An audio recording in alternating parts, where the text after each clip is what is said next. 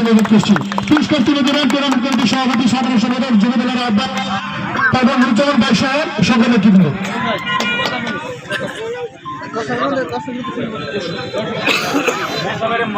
এখন আজকের খেলার সভাপতি ম্যান অফ দ্য ম্যাচ মুস্তাফের আজকের ম্যাচ সম্পর্কে প্রতিক্রিয়া এবং আগামীতে তার ফাইনাল প্রস্তুতি সম্পর্কে তার মনোভাব সম্পর্কে আমরা একেবারে সংক্ষিপ্ত আকারে জানতে চাইবো। সকলকে ধন্যবাদ। আসসালামু আলাইকুম।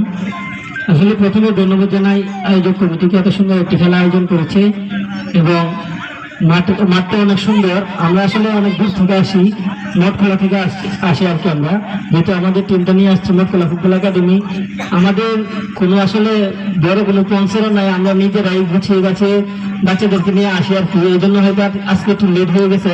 তো আমি গত খেলায় বলছিলাম যে আমরা ইনশাল্লাহ সর্বোচ্চটা দেবো, দিয়ে ফাইনালে উঠবো ইনশাল্লাহ। আল্লাহর রহমতে আমরা নিজের সেরাটা দিয়ে সবাই ফাইনালে উন্নীত হয়েছি এবং ইনশাল্লাহ চেষ্টা করবো ফাইনালেও নিজের সেরাটা দিয়ে ইনশাল্লাহ এখান থেকে চ্যাম্পিয়ন হয়ে যেত।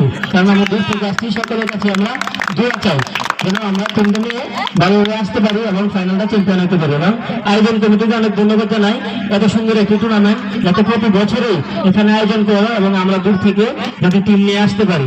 ধন্যবাদ আয়োজন কমিটিকে। ইনশাল্লাহ আমরা চেষ্টা করবো, আসলে অনেক দূর হয়ে যায় আমাদের জন্য। আচ্ছা যাই হোক, তারপরে আমরা ইনশাল্লাহ দুটোর মধ্যে এখানে থাকবো, যেহেতু কথা বলছি ইনশাল্লাহ আমরা দুটোর মধ্যে ইনশাল্লাহ মাঠে উপস্থিত থাকবো। ধন্যবাদ সবাইকে। ওকে ধন্যবাদ। আমি আন্তরিকভাবে ধন্যবাদ ব্যক্তিগত বসে সাহেবের প্রতি কথা রাখলেই হলো।